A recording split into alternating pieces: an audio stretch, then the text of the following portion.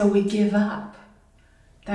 So you ask about why aren't people finding more peace? Why do they stop looking for their path? It's a tough road. It's the red road, as the Native Americans say. It's the red road. It's the straight and narrow, and we get pulled off to, in different ways and tempted. And the temptation is really good. It's really easy to just open your fridge and pull out whatever, and whatever sorrow you're feeling, medicate with food or medicate with medication, or easy. We've made life so easy to get out of showing up.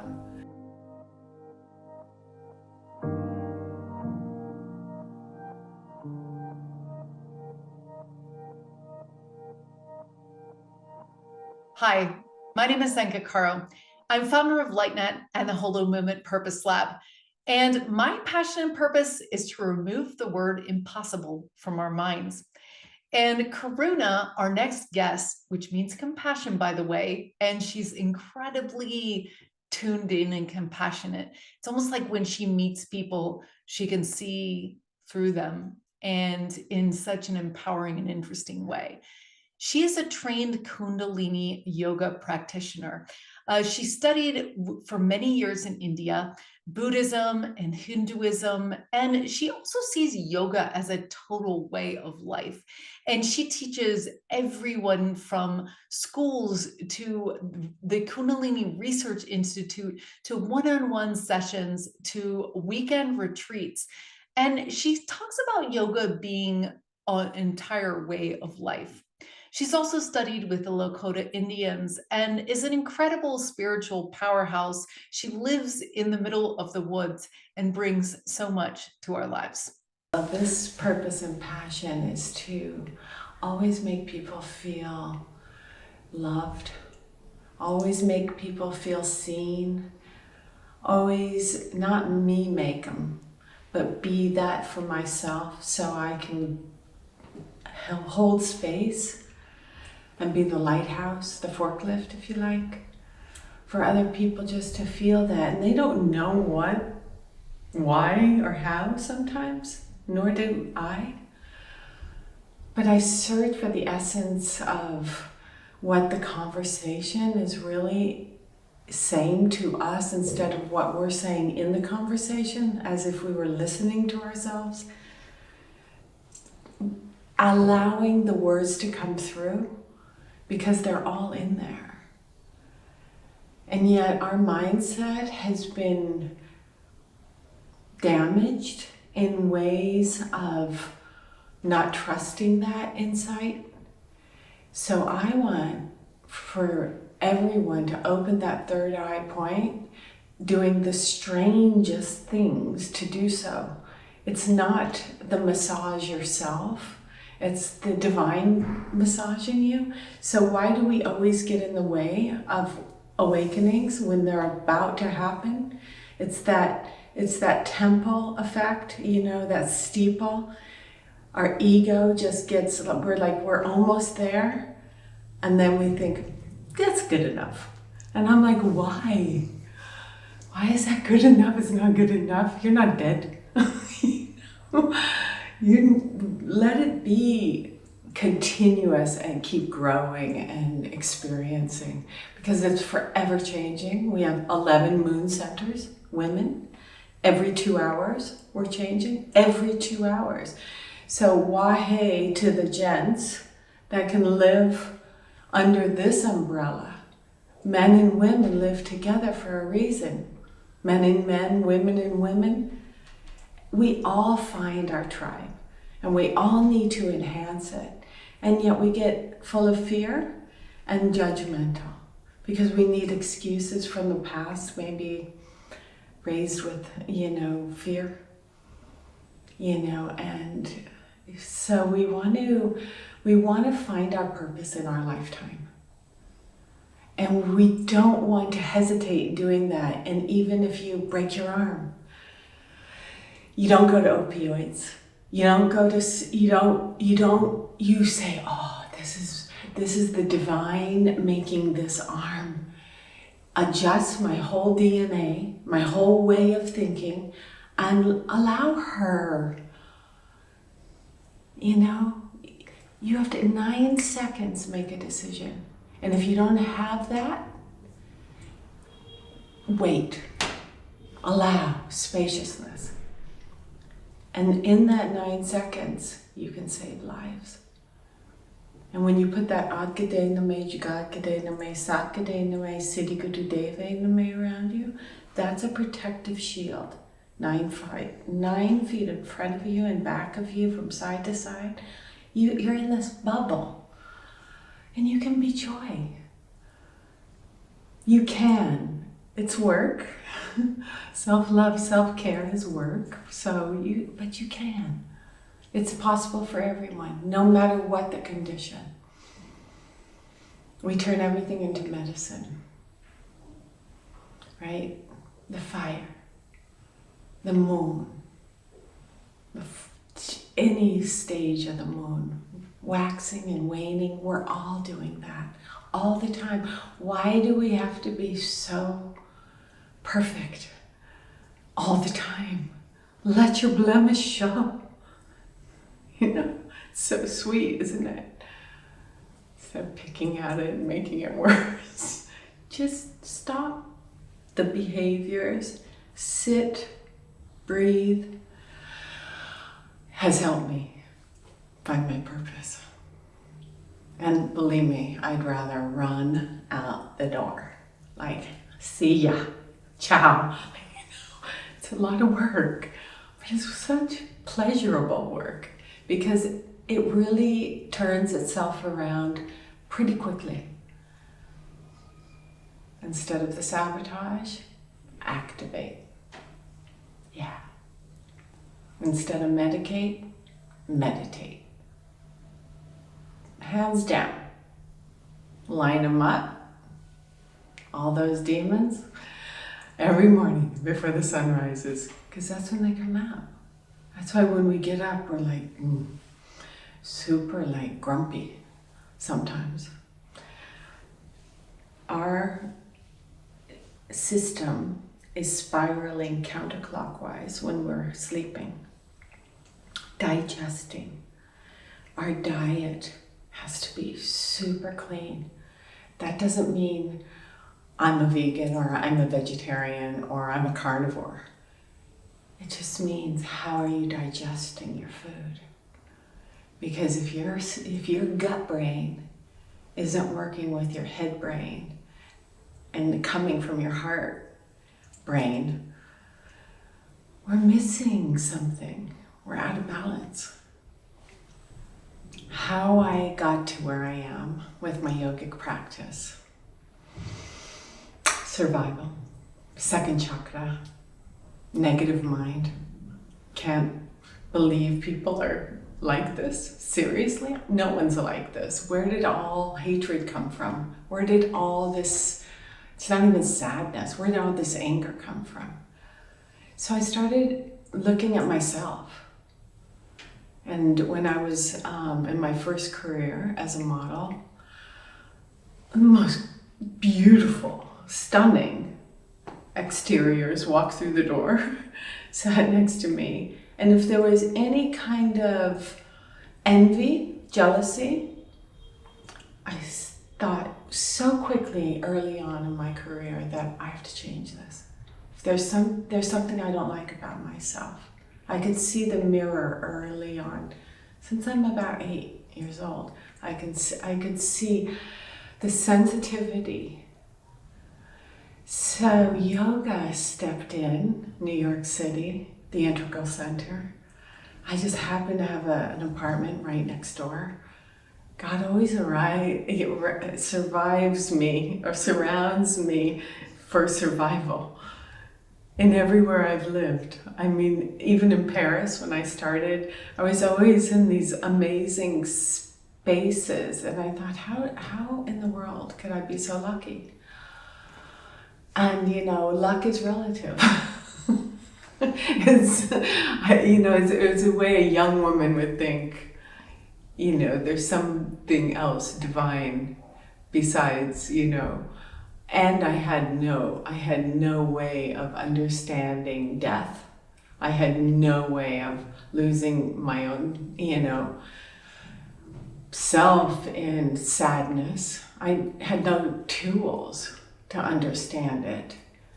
So when I became a vegetarian when I was 16 because I didn't like my complexion and I didn't like what I was looking like and feeling like. And I had no idea about a career in front of me. I was just Boulder, Colorado girl, barefoot and just cooking at McDonald's. I can't even say it. Not to say they're not making veggie burgers now, but they weren't at the time, and so I was fired from that job. And because I made a vegetarian sandwich and they caught me or something and said, well, you can. But I bought my first bicycle then, and it got me around.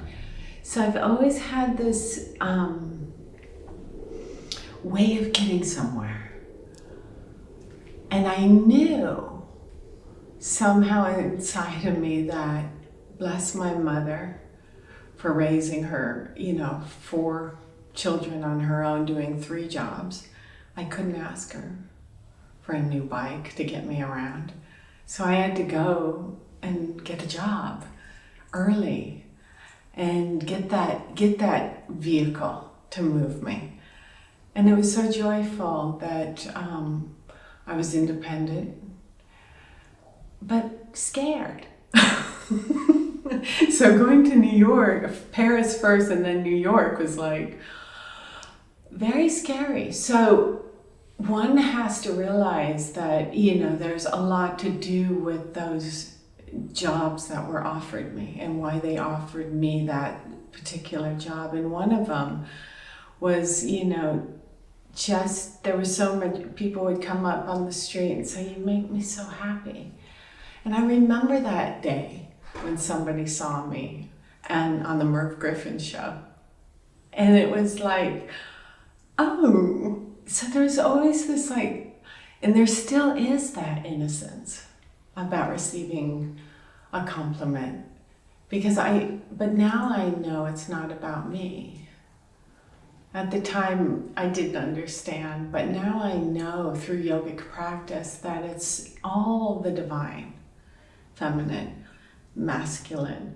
It's you, especially us and we now, that we can go into, and the comfort zone of the teacher sometimes puts you into a very harsh teacher to really, show you the ins and outs. When I started getting insightful, more so than I was years before, I would realize that I probably won't get that blanket that I need after doing a photo shoot for, the New York Times at the time in January on the beach in a bikini. They're not gonna care about me when I go back into that Winnebago at the time, and whether I'm cold or not, I have to care about me because it's not about that issue. It could be about something so much deeper, not being held, heard, listened to. And so yogic practice, acting, voice work, learning to chant, learning to sing first, dance, brought all this awareness, body awareness, that I didn't have to worry so much about eating disorders. Although not all of us have an eating disorder. And so it teaches us a lot. Ourselves teach us a lot. We are, finding the teacher within and trusting her. I don't think it's wrong. I think eventually, because of the work we're doing now and the awareness we're bringing in, will hit that goal for them. I think more and more people from today on in this Aquarian age has a chance. In the old Piscean age, the Kali Yuga, we're going into the Sat Yuga. We're going into the love, the peace. Satnam means truth is my identity. Satnam, namaste. We're going into that. We've tried to in different other ways over the decades and decades, but we're making mistakes on it. So we give up. So you ask about why aren't people finding more peace? Why do they stop looking for their path? It's a tough road.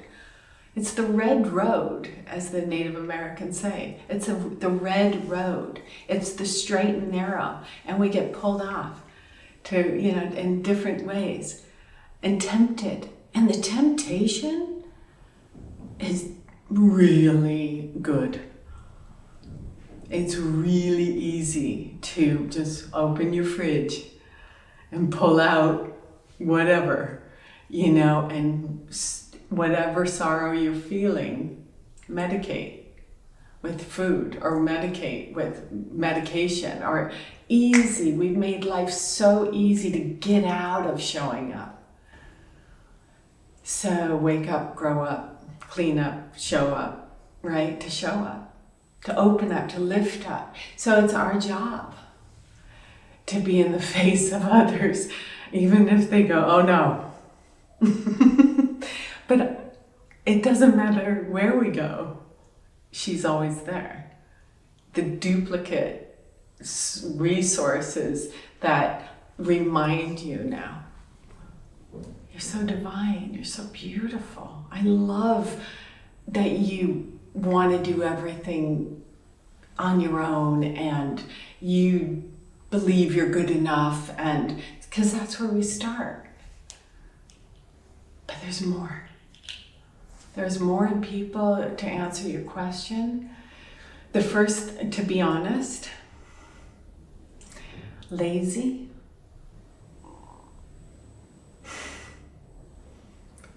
privileged. We have to, women, relationships, out of balance. Women have a hard time leaving that. It's very convenient. I can't live without love. I remember when I was younger, I was like, oh, I can live without love, it's fine, as long as I have this, this, and this. And then love came in. And I was like, no, we can't live without love. Kundalini Yoga is the science of awareness. So my book is called Light on Kundalini, and it's the yoga of awakening. It's a lifestyle, life cycle book on my experiences of how through the stages Kundalini Yoga has helped me through this last decade of awakening. So the other yogas prior that I've done, 30 years of them, got me to a stage where I could sit with Kundalini Yoga and long to develop a relationship with my brain and my third eye point and my navel, because that navel, that second chakra, we work with the 7 chakras, although there's a lot more chakras. Then we work with the 8th body, which is prana, 9th body subtle, 10th body radiant. So we go through the 10 bodies. So the first body's soul, second body's negative mind. So when the hips hurt, the navel point, I started with this rotation, because when we wake up, we're anti-clockwise. So we rotate clockwise, and we find 3 minutes is enough. 3 minutes changes your electromagnetic field. You become yourself. Hi, I'm present. I don't need 500 coffees. I'm good. I'm thirsty, actually. I just need a lot of water. And this gives you, and because we teach in white most of the time, or we think we're in white, if we're not, it's a radiance. It's the radiance body, the 10th body. So we go from the first soul, tailbone. So we move the tailbone with 3 exercises. We ground the hips with the 2nd chakra. We move into the 3rd chakra, which is solar plexus. So now 1st, 2nd, 3rd chakra grounded. Before you even start the meditation and yogic practice, we open up the chest. So we spread the wings wide and open the heart, right? We move the energy so it spirals, as I said, up the 1st, 2nd, 3rd, 4th. We get to the throat. We chant Satanama, Satanama, Satanama. Opens us into taking you in there. The chanting. So we're not so gossipy when we leave the room. We're not really chatty when we leave the sadhana. The sadhana, before the sun rises, gives you the capability of hearing and listening, seeing how you're doing. Throughout your whole day, it stays with you, that sadhana. If you look at people that do a sadhana, you see it in their eyes. If you can do a sadhana, which is the Aquarian sadhana, which starts with Japji, the song of the soul, Guru Nanak, and you just listen, 20 minutes. Then you move the body, and I love the 10 bodies.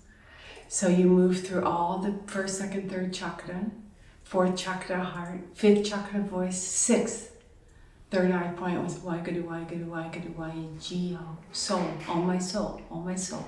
7th body radiant, our aura, 9 feet in front of me, below me, from side to side. Where am I? 8th body prana, 9th body subtle. So you can hear, you can rest all day long, and you can trust in your decisions on how you want to do any part of your day. And then the 10th body's radiant, and you walk with grace. And you look great. You look great.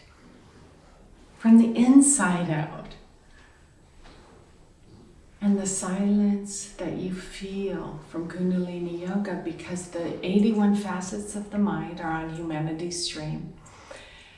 Awakening the 10 bodies are on Humanity's Stream, and Sacred You. There's so many courses I've filmed for people because, a toolkit. I believe you must have a toolkit. I found that out at age 36 in my 18 cycle, my second 18 cycle. 18 cycle, 18 years. Everyone has cycles. 7 consciousness, 11 years old intelligence, 18 lifestyle, life cycle change. Good time to get married. Good time to make really firm decisions. 18, 36, plus another 18, and so on, right? But that intelligence cycle, that 11, gives you that capacity to trust. I'm developing, I'm maturing, I'm a better person. Why? Because I'm doing breath of fire with Kundalini Yoga. I'm pumping that navel. So prana is super aggressive, but subtle, 9th body. So 8th body, 9th body connect together. And the subtlety, so you don't have to hold your arms up for 11 minutes anymore. You're already beyond that. You don't have to bend over backwards and try to become a pretzel. Our Western bodies don't like that.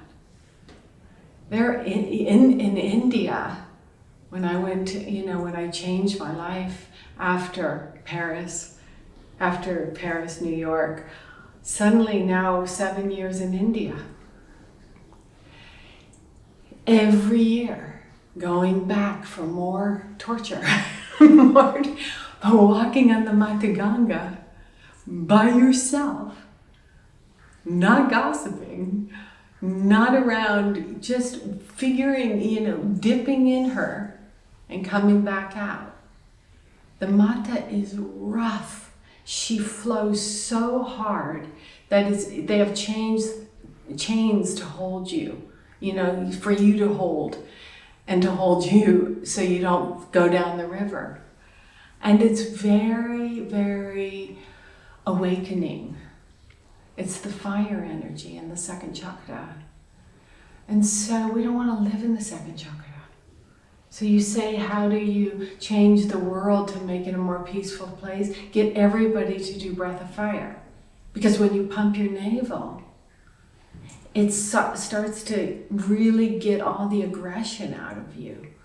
And it's not the one and only Kundalini Yoga breath, which is misinterpreted as that's that funny breath. No, it's just you start to become very sophisticated and I do it this way. I do it correctly, but it suits me this way to do this breath. Not the way, that so many other people are working through so much other stuff in Kundalini Yoga classes that you cannot look at them because they are not you. So you learn how to be discerning with Kundalini Yoga. And it teaches you, there's 4,000 kriyas. It's Hatha Yoga, but matured. And the system of it, is timed. But then you have, like you said, your inner clock. You have your inner clock. You don't even need to time anything anymore. That's good. That's a really good thing because you're not stuck to a device. You're relying on your self-reliance. And this opportunity to add this practice to another practice is open. You don't have to be stuck. So it unleashes you. It sets you free. Liberates you. And the appetite changes. You can't go on eating that hardcore stuff if you want to be a yogini. You can't digest it anymore. Your awareness changes. Your kindness comes in. And you don't want to harm. So there's a lot of understanding and compassion that goes with this. And the meditations are heightened. They're not you sitting there 2 hours. You don't have to sit there for 2 hours anymore. You can get something done in 3 minutes. Highly recommend. So Light on Kundalini is my book, and I've done a manual as well with a lot of beautiful pictures that I posed and took at a pond with a professional, and so we're composing these 2 beautiful books right now. So they're going to launch in about 4 weeks. So I'm really excited about that, and I think you'll really love the cover. Yeah, it's very outrageous. And so is the information. But it takes a village, my sis. It takes a village. When you want to run, sit and listen. What advice would I have for people looking for their purpose? When you want to run from it, it's calling you. Answer the phone. It's like, I'm trying to get a hold of you. Come on, you got to make an effort. If a cigarette smoker picked up every time he reached for a cigarette, he would know, I'm finding my purpose, I don't need it. And you just let it go. Alcoholism, just let it go. When we do things consistently, with devotion, bhakti, We find a way through every block. And we know cigarettes are no good for you. We know alcohol is no good for you. You don't have to define it in yourself any longer. I'm not participating at the moment. Thank you. Well, and there's a struggle. Certainly there's a struggle with that because we're in a habit. So to change your habit, do a 40-day meditation. Satanama, Satanama. Balances all your tattvas. What are your tattvas? These fingers. Ego, Jupiter, Saturn, right? Saturn.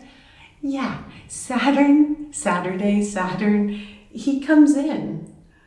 Watch the cycles of the moon. Watch the energy and the frequency and the vibration around Saturn. Find love instead.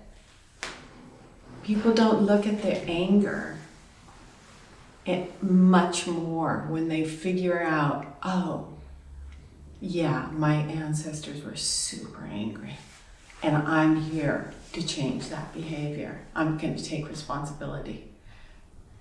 Sun finger, ring finger, sun, energy, vitality, stamina. Hold it. Hold the mudra. Yeah. And if you're going into a meeting, hold Mercury, your pinky, and put her in your lap. Yeah, and you just sit there with it and you listen to everyone so much more clearly and ask yourself, do I want this job anyway? Taking that step to finding what makes your heart really beat. Like, what is that? You know, my body secretes, right? It's talking to you all the time. Are you listening? Do a lot more movement. You won't be so lazy. You might find little pains here and there, but they're shifting you.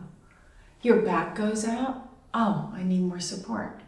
I'm not asking for enough support. You know, and it's not at all ethereal. It's true. It's the science of the brain. It's how Satanama works for elders. Get them to chant Satanama. It's very difficult with arthritis and arthritic pain, and to do the mantra and use the tongue, Satanama, Satan, and you walk with it with a cadence. And then the mindful step, right? Mindful meditation balances the right-left hemisphere of the brain, and then it brings you to solace. Patience pays. Let the hand of God, they say. Patience, hands down, no one has tolerance for patience. And all we want is tolerance and patience. Because patience is timeless. It will eventually, you'll break through. And if you're listening, you'll break through. Why can't I lift my arm like that arm? And patient, because you're healing, right? If the arm's broken, you're healing. Give it a minute or a month or 3 months. But do not medicate. It's too easy because the pain talks to you. It loves you so much. And this yogic, any yoga practice, the science of yoga is phenomenal. Coming out with, the idea that, yes, I do know that. I do feel that. I recognize that. That looks super familiar. Like a beautiful shining face. The eyes, you've seen those eyes before. And they're looking right back at you. And they're saying, you're beautiful, you're bountiful, you're blissful. No one, like you said, the 90% do not believe that. How? Because the pattern. So we change the pattern with 40-day meditation. Consistently continue. You don't have to do it at the same time, but you just sit and just scroll through your fingers and just allow. And you always go back to the index finger. And you can do this with a lot. You can just do it on your own and find balance. Well, you have to walk your talk. So I say to the student, thank you. You've had such an effect on me to make me live my purpose. And you've inspired me by asking me really amazing questions that were so brave of you to ask. That were so worthy of you to lift yourself up and grow and change and want more and get out of that relationship in a kind, compassionate way. So I feel if I'm kind and compassionate, Karuna means compassion. I thought that was such a lovely gift from Varanasi, to receive this name. Little did I know when it meant compassion. The many looks of Durga, Kali, all the goddesses came through and said, oh, we need to turn you into Kuan Yin. Oh, so there's a huge murti in my hall, in my house. As you walk in, and I go, thank you. I'm so grateful. Thank you for your mercy and your compassion. So I think that kind of, if I can offer you love, trust, not with any concepts or whatever you want. I mean, that looks like a concept, right? But it's actually just working on your brain. Something's got you pumping your navel, breathing. Something's got to change you, even when you're Pema. She admits that when, she needed to react differently to a student, she's sorry for turning her back on a student. And this is Pema Chodron, and she's looked at as, very saintly Buddhist teacher, and she's amazing in all her books, but none of us stopped short of learning and forgiving. So sometimes we make, one thing we don't want to do is ever turn our back on a student or mix the teachings with any kind of pleasure. The teachings are the teachings. And that's where I come from. And I'm very, very aware of the mistakes from other teachers. I've continued to work on myself, to love myself, to be alone enough on top of a mountain when there's a big windstorm and you think the whole house is going to blow down, or there's a bear or some 4 feet of snow, or what. The elements of nature will come back and teach you how to be her if you embrace her and befriend her. So releasing your fear. I mean, I never lived on a mountain alone, and I'm there now 30 years. Hello, it's like, who am I? I'm really just experimenting and experiencing. Kind of fake it till you make it. Don't you think? I mean, it's kind of fake it till you make it. Kind of say, oh, the angels dressed me today. Thank you. I call them my unemployed angels. I love my unemployed. I'm like, How did this house get so clean? I didn't do it. Whereas I did do it. You did do it, actually. You actually did do it on your hands and knees. You know? What would the world look like if we were all in the same trajectory of love? It would look like this.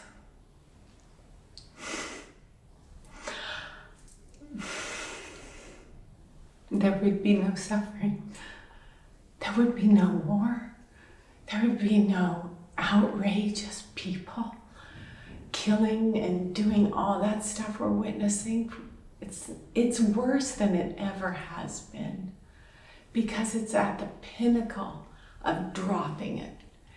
And it always gets super dark.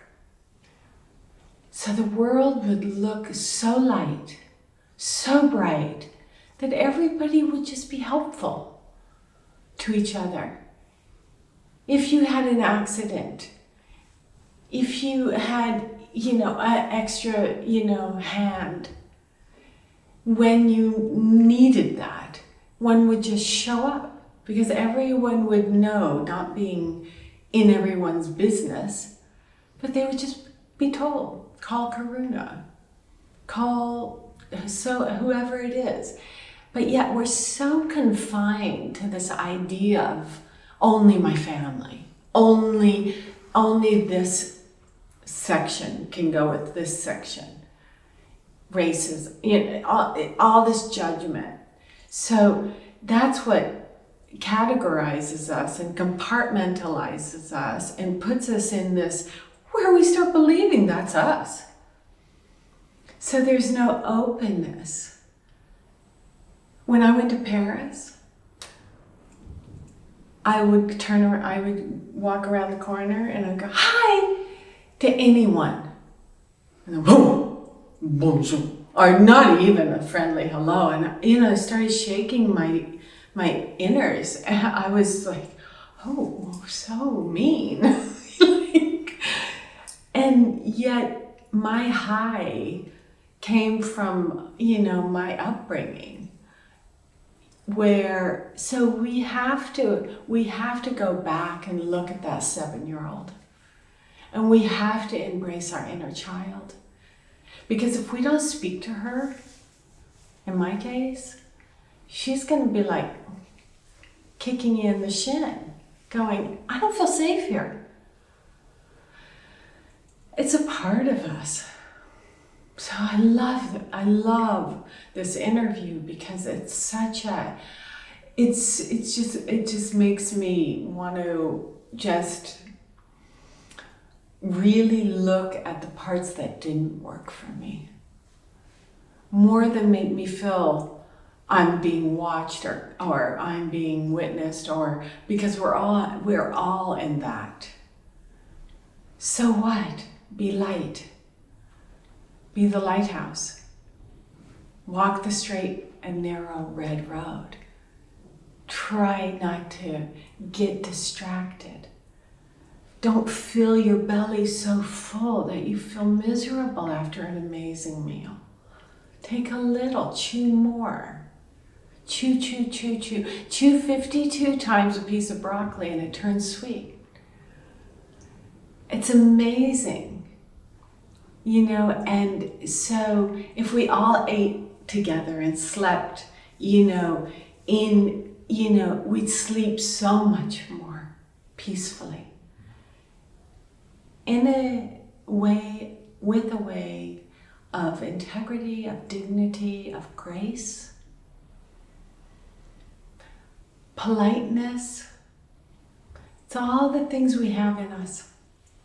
But we have to, it's like turning on your phone on and on. You gotta recharge the battery, or it dies. And then I think when we do ascend, we've got such a ceremony to have and a celebration. But stage by stage, trip by trip, adventure, but all these things start just making that package so beautiful. All the bullies that bullied you early on, they've become teachers, you know, and they tell you, oh, you know, thank you, you're my teacher. And so it's not your fault that you're not there yet. Don't rush. Enjoy the process. Take more baths. Sit in Epsom salts a lot. And let it just sweat out of you. You've got to move the body. And you've got to relax the body. And you've got to live in peace and not pieces. And that's an order. In order. Are you looking to begin your life of passion and purpose? We are waiting for you with our groups of 8 to 12. These loving teams are formed to look over our success data to find the fastest and funnest and most direct way for you to find your purpose and calling in life. To find out more, go to holomovement.net/purpose.